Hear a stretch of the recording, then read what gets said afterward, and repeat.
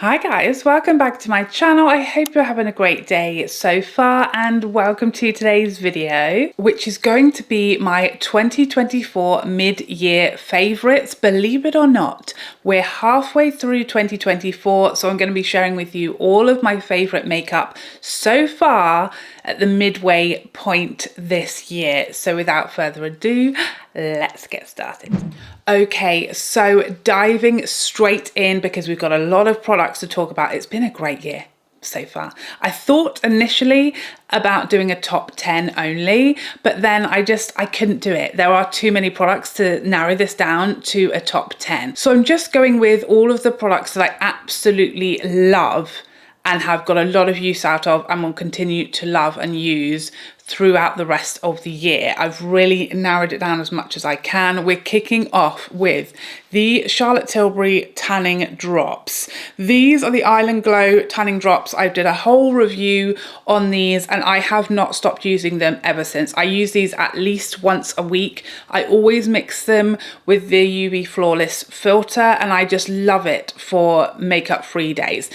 I go makeup free probably 50% of the time, and this just really helps me match up my face to my more tanned body, especially now I've been away and I've got a bit of a tan going for the summer. My face is a lot lighter. These mix so beautifully with any skincare SPF or something like the Flawless Primer, just to give you a hint of a sun-kissed glow. They're very versatile. You can add as many or as few drops as you like to get as much or as subtle of a hint of a tan as you like. Very easy to use. Because it is a dropper, they will last you a very, very long time. I'm nowhere near sort of making a dent in either of the bottle. I'm currently using the tan shade as I am more tan now, but the medium shade is very subtle. If you use a couple of drops and if you mix it as well, they last for days, the effect as well, so you don't have to do it every single day. They're fairly quick to develop. I love everything about these, and these have made a solid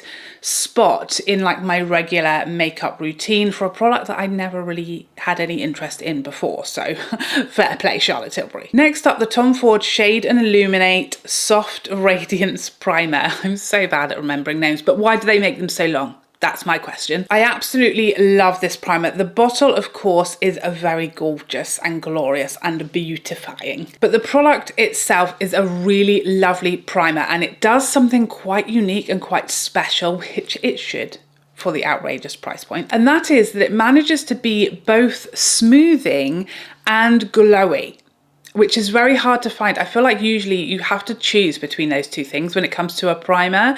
It's either a smoothing mattifying primer or it's a very glowy illuminating primer, which sacrifices a little bit of the smoothness. This is not a Hollywood Flawless filter type of product. It is not a highlighting product. It's a very subtle, soft bit of radiance. So you're not mattifying your skin, but it's also not giving it like an uber glowy boost either. It's right in the middle. It's a very natural little bit of hydrating luminosity. So it isn't going to make foundations necessarily more glowy if you put it over under a matte foundation, but it also won't mattify any foundation. So if you use this under a glowy foundation, it's not going to take away any of the glow. It keeps it really hydrating and fresh and very light, and it feels glorious on the skin. I feel like dry skin beauties are going to absolutely love this because it's going to hydrate the skin and it's going to also give you some smoothing properties as well as foundation going gloriously on top of it. A beautiful primer. Another sort of priming product but with a lot more glow,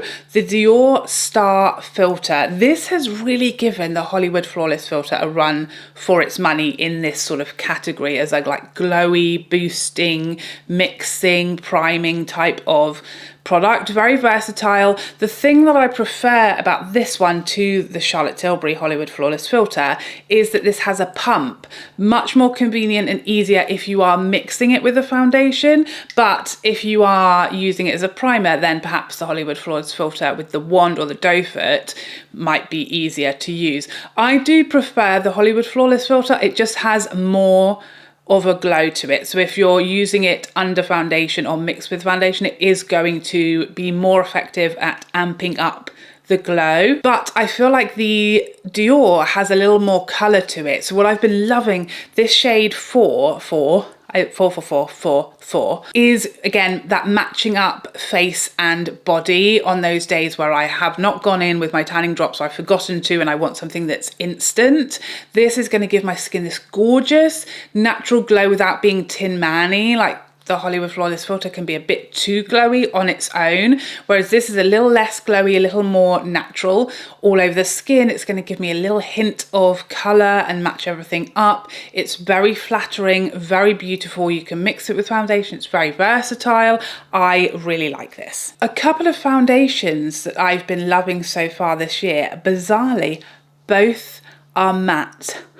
Who is she? First up, the Louboutin Foundation with this glorious bottle. You can tell I'm a sucker for packaging. I just love it. If you're going to charge me a lot of my English pounds, I want it to feel like you did. You know, I want it to look and feel like you cost the amount of money that you did. Okay, maybe that's just me. Very, very fragrancy. Okay, you've been warned. If you're not a fragrance fan, this is like putting perfume on your face. It doesn't really bother me especially, but I know it bothers a lot of you guys, so definitely worth noting. This has a really huge high amount of coverage. It's very full coverage. It is a matte foundation, but it definitely has a bit of a natural matte finish. Really flattering, really long wearing, beautiful foundation. And I think they've got really great undertones as well, which I wasn't expecting. I will say, however, that the Tom Ford Soft Matte Architecture Foundation definitely trumps the Louboutin. And I'll tell you a few reasons why. It equals the Louboutin when it comes to the glorious packaging and the shades.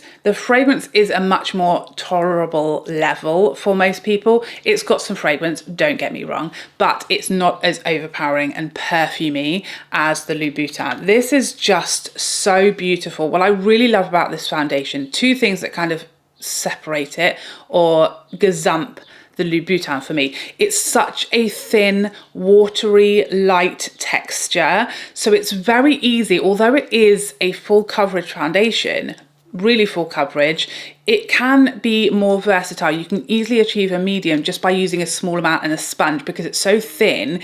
It's easy to sort of control the application. It's easier to mix with other products and things like that and make it more versatile. It also feels very, very lightweight for such a high coverage and more matte foundation. It is pretty solidly matte, but just with the edge, it's not a dry looking flat or heavy matte. It looks light and it feels light and comfortable to wear as well. The wear on this is unbeatable.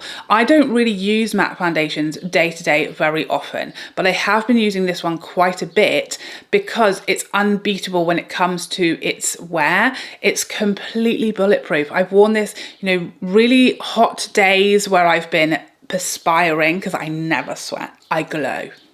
Rainy days, days where I've done a lot of steps, running around, wind, gone to the swimming pool, etc., etc. Really, really tested this foundation over the last many weeks that I've had it. And it has never looked any different at the end of the day. We're talking 12, 14 hours later under really trying circumstances. It is flawless to the point where I'm shocked when I look in the mirror. What? How do I still look freshly applied? It is amazing. So this will always have a place in my routine, even though the finish isn't my preference. I will love to mix a bit of this in or the Hollywood Flawless filter to give it some extra glow, or just go nuts with the like the cheek glow products. But the wear of this is second to none. It's the best, longest wearing foundation I've ever tried, and that has its place. You know, there's times when I'll sacrifice a bit of glow because I know the day is going to put my foundation to the test. The last sort of base product that we're going to talk about is the Lisa Eldridge Skin Tint. This is so beautiful. I love that it's actually a skin tint that doesn't have SPF in it. It's exactly what it claims to be. Very travel friendly and storage friendly packaging. A really amazing shade range as always from Lisa Eldridge. Just the perfect skin tint that does exactly what it says on the tin. It's a light coverage. It's uberly natural. It wears very well, it's very easy to use and blend, and it's very flattering on texture, lines, wrinkles, etc. It feels light, it's lovely to use, and it doesn't have SPF, so you don't have to worry about that if that's something you're sensitive to. It's beautiful, quite versatile as well. As far as the coverage, you can get a very, very, very sheer touch of something up to like a solidly light coverage, so it gives you that bit of flex without it actually being a foundation. You know, it's a skin tint, it does what it says on the tin, and it's a glorious one. One concealer so far that I have loved from 2024, and it is the Guerlain Terracotta, a really nice full coverage matte concealer, more natural matte, heavier coverage, exactly what I look for in a concealer. It hasn't quite toppled my House Lab. House Labs remains solidly undefeated in top spot, but this was a very, very nice concealer, really great for mature skin, very kind to lines and wrinkles, easy to blend, but a great amount of coverage, and a glorious little bottle. And am I wrong? It has a huge fill size, I'm thinking.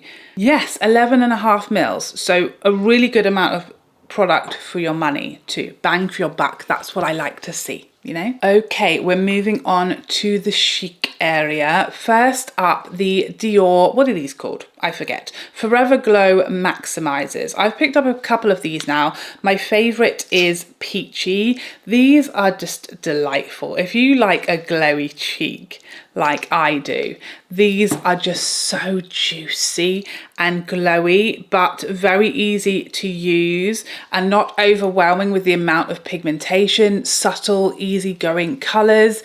Absolutely beautiful and really quite buildable. You know, you can really start off with a very subtle amount of color. Depending on the shade you use and your skin tone, you've got options for highlighter or blush or even bronzer. And I just love that fresh, glowy, dewy skin look that they give me without disturbing the products underneath. We love to see a cream or a liquid product that's done well, because there's not many of them that I love, but there's a few in here. And speaking of which, these are Armani Luminous Silk Cheek Tints.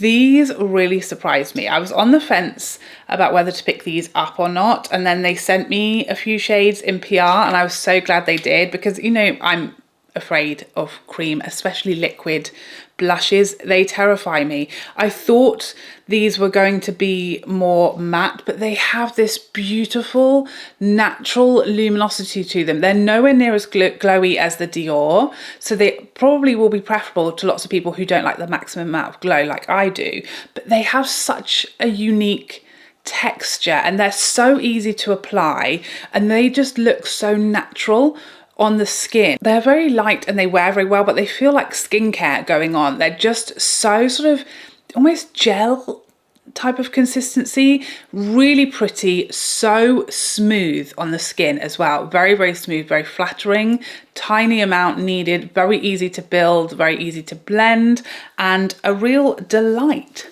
of a surprise there. I love it when I'm pleasantly surprised, you know? Next up, a product that I spoke about recently having really grown on me during my holidays, and it is the Natasha Denona Berry Pop Cheek Trio. I liked this when I first picked it up, but it is highly, highly pigmented, and so quite scary to use if you have a lighter skin tone, and especially if, like me, you are like a cream phobe. Like if you're afraid of creams, this is very intense to deal with. But on my holiday, I just absolutely fell in love with this, and I barely used anything else on my cheeks.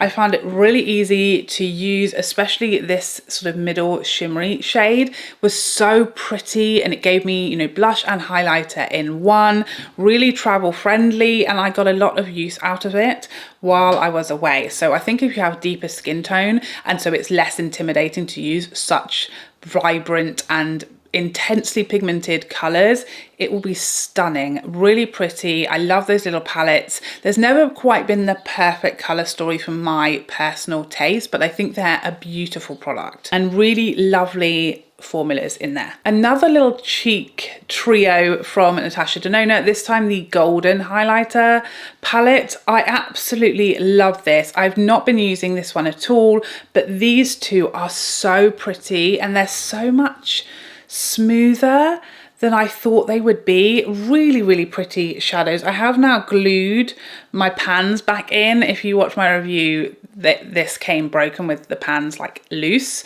and I've now super glued them in, so I feel a little bit safer using it. But they're just so smooth and sheeny. I love this middle shade. This is the one I use the most, and it's just so smooth and reflective and high shine, but it melts into the skin beautifully and is very thin. I sort of wiped these off after I did my review and my whole hand looked stunning.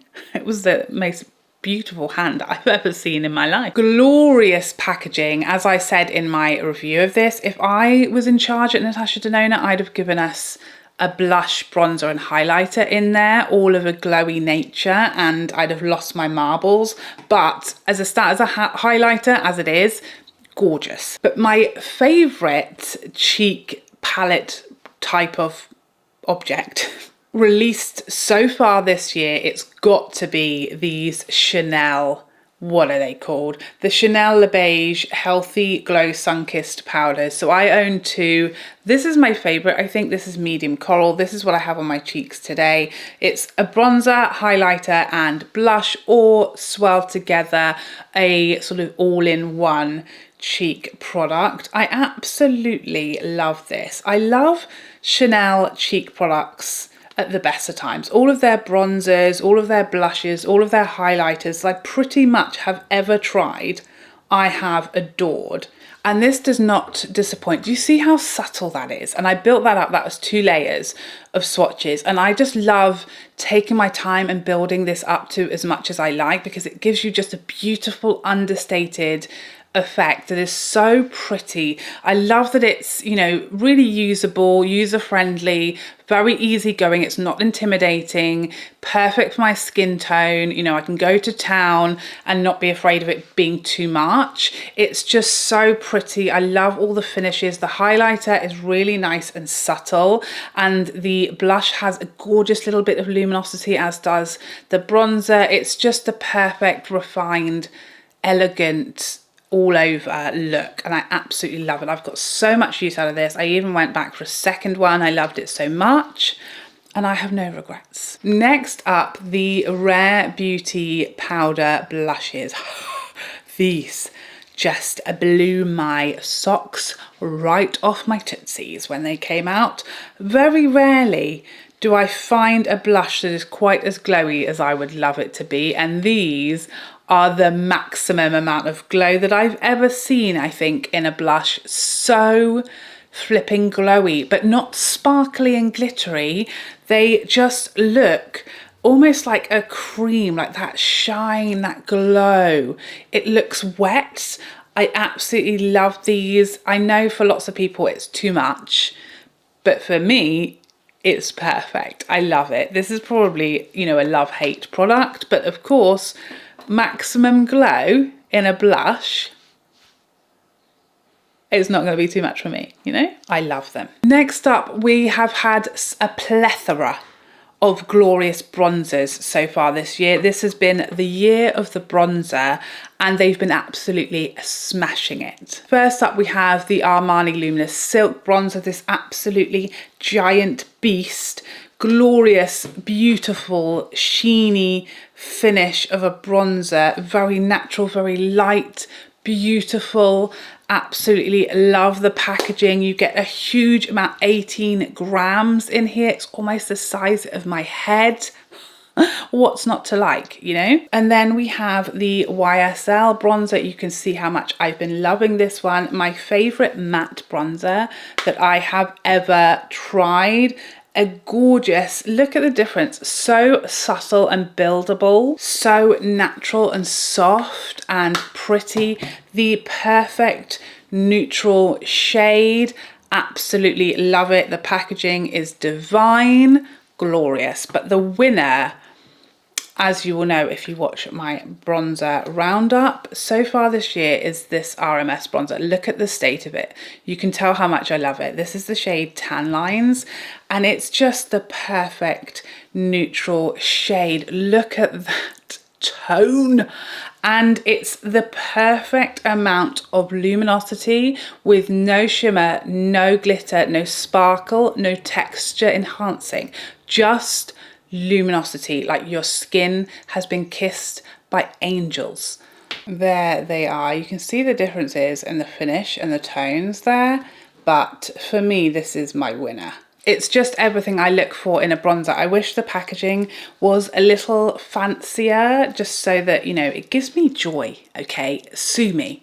Gives me joy to pick up something like this more than it does something like this. I know that increases the price point, but it is what it is, okay? I just like to treat myself. I like to pamper myself with things that feel luxurious of a morning. Okay, that's my one qualm. That's the one thing I would change about it, but you cannot fault the formula. It's flawless. RMS are really becoming one of my all-time favorite brands, you know. Okay, let's move on to eyeshadow palettes. I have 4. I told you I was going to be picky, okay? 4 that have made it into my mid-year favorites, starting off with this YSL, this new quad from YSL. This is number 710. I didn't think they could beat Store Dolls, but then they did. This is, I do prefer this one to Store Dolls, and the reason why is this shade, okay? It's so flipping pretty. The most perfect peachy rose gold shade, and just the overall balance that we've got in here. A couple of more matte shades, a couple of more shimmery shades. Both of the shimmers are stunning. I think the second shimmer in this quad is more intense and impactful than the second shimmer in Store Dolls is, and they just work stunningly together. This whole look overall is just perfect for me for every day. It's gorgeous. Again, the packaging of these quads is just glorious. I absolutely love it. Very small and travel friendly, but it creates the perfect look that I just love for every day, and actually quite versatile. A little bit of transitional shade, or even just that rose gold shimmer as a one and done. Beautiful. So you can get a few looks out of it, and I just love that palette. It gives me a lot of joy to use. Next up, my favorite ever Chanel eyeshadow palette came out this year, and it is this bad boy, Rivage. I love this little quad, this little pop of blue, the elegance, the understatedness of it all, but still so pretty and a little bit unique and special. When it comes to the color story, we don't have 100 palettes like this. It works so prettily together, and it manages to stay very refined and elegant, as you would expect from Chanel, but with a little bit of fun and a little bit of intensity at the same time. Perfect. My favorite ever Chanel eyeshadow quad. Next up, we have the Byredo Mineralscapes palette. Now, this was one that kind of grew on me. I think I had really high expectations when I saw the color story, and then I was slightly underwhelmed when I first tried it. But the special thing about this palette is it's so comprehensive and so versatile and so wearable.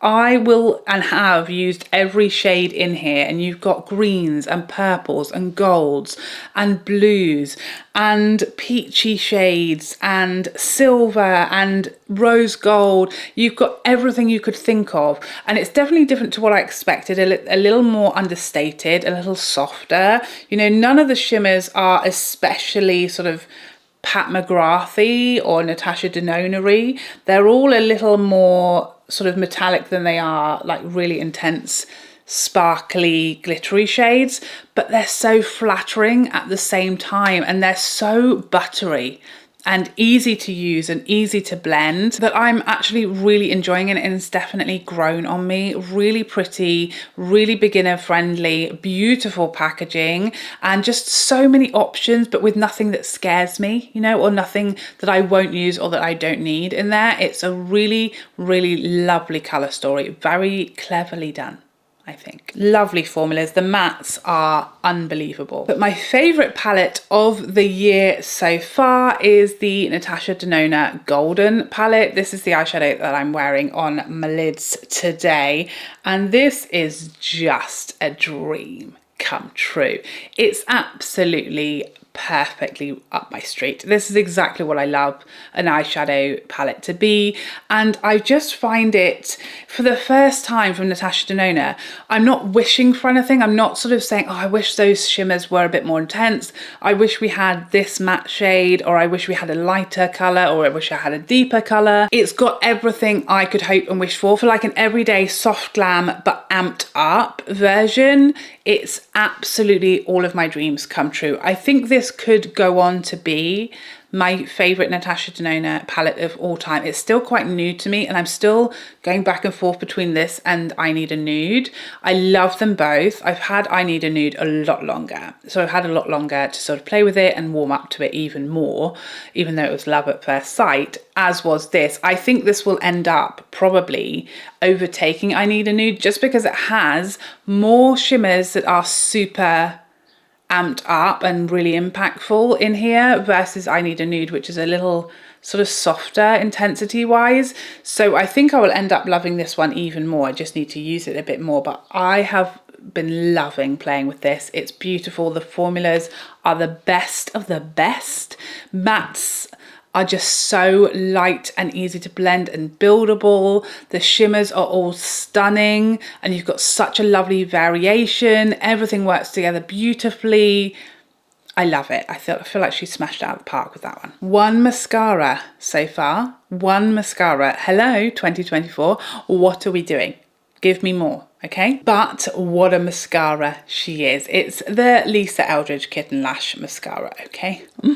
It takes a lot to impress me when it comes to mascara. I am the mascara queen. I love a good mascara. You guys know I'm always testing new mascaras, and I really know what I like, and I have many that I adore. So to get into like my repurchasing top drawer of mascaras, it takes a lot in 2024, and of course Lisa Eldridge is the woman to do it. I was so surprised by this because I really thought this was going to be too natural for me based off of the description and just the way that Lisa does makeup. I thought this is going to be a really natural mascara that just wasn't going to give me the drama that I love my lashes to give me. I love a dramatic lash, the bigger the better. And yeah, I just didn't think this was going to be that. And then it was. I was so pleasantly surprised in my review of this, and I've now repurchased it and continue to love it. This is my go-to mascara on days when I might cry or my eyes might run, because although it's not waterproof, it is very sort of water resistant and also like crumbling or transfer resistance. It's really well wearing. It doesn't smudge, it doesn't budge, it doesn't flake, it doesn't touch your eyelid and then start transferring, even if you might be really hot or it might have rained. This mascara has gone through every test going, okay? I've cried my eyes out wearing it. I've worn it to the concert I went to recently. It's gone through every weather, very, very long days, and it has never let me down. So it's so reliable, and yet it has that sort of natural drama that doesn't rely on really clumping lots of your lashes together. It's fanned out, it's separated, it's lifted. It's just beautiful, but it's so reliable when it comes to, you know, if you're going to cry, if your eyes are going to run, if you're going to sweat, if it's going to rain. That is my go-to, because I don't like waterproof mascaras, but that one has all the pros of a waterproof mascara without the sort of drier formula that's very hard to remove that most waterproof mascaras give you. So absolute a belter of a mascara. But where are the rest of them 2024? I can only assume they're coming in the second half, and they better be. Mark my words, I will come down there wherever there is. And finally, lip products. Again, we're a little sparse. Lip products. We're 6 months into the year, and I have three new formulas in front of me, but what new formulas they are, okay? First up, we have the Yves Saint Laurent Love Shines. Ooh, so nice. Just a little bit less shiny and much thinner than their candy glazes. I do prefer the candy glaze because you know me. The shinier, the better, and I like that sort of thicker texture that the candy glazes have, but these are so nice, and they are lighter and more comfortable on the lips for most people, and shiny enough you know, and YSL always do their packaging gloriously. They always give us a lot of shades to choose from, and these are absolutely beautiful. My newest discovery are these Lancome, what are they called? Lip Idole Butter Glow lip balms. By the way, this is shade number 122 in the YSL, and then we have 33 in these Butter Glows. These are very similar actually. I think the Butter Glow definitely has a bit more shine to it, and I think they're a bit less intensely pigmented. So the Love Shines, I'd say like they're a sort of medium opacity, and then the Butter Glows are sort of light to medium but very buildable. These just feel so buttery on the lips. Butter Glow is the perfect description of these lip balms. They're so light, buttery, shiny, smooth and juicy. I was so pleasantly surprised by these. I really like the packaging and they just feel lovely, and as I said in my review, they smell of mint humbug. So what more could you want? And then finally, my favorite new lip formula of the year so far, the one I have on my lipsies right now as we speak, breaking news, it's the Lisa Eldridge Balm Embrace. You guys already know how I feel about Lisa Eldridge lip products, all of them. I love them all. I didn't think she had any more to give us, and then she gave us these, and they are just unbelievable. This is the shade Metropolis. The one I have on today is Sweet Fig, which I think is my favorite, and they are just so stunning. Just looking really closely here, when you see the finishes of these, the Lisa Eldridge, it just, there's something special about it. It's that je ne sais quoi, you know? It's just that little bit juicier, that little bit shinier, that little bit smoother.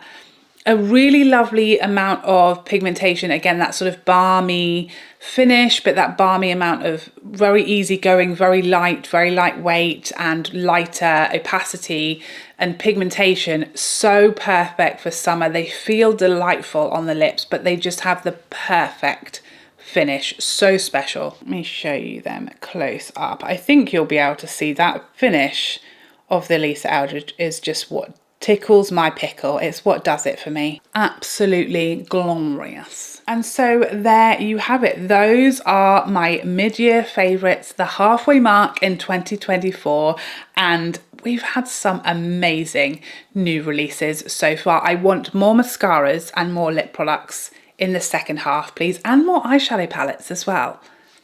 You know, impress me, wow me, I beg you. But no more bronzers. I think we're done with bronzers. We've had enough already, okay? Please let me know what your favorite product is so far in 2024. What has been your #1 release of the year so far? Let me know in the comment section down below. But I hope you enjoyed this video and found it helpful, and I would love to see you in the next one. Otherwise, take care for now. Bye bye bye bye bye.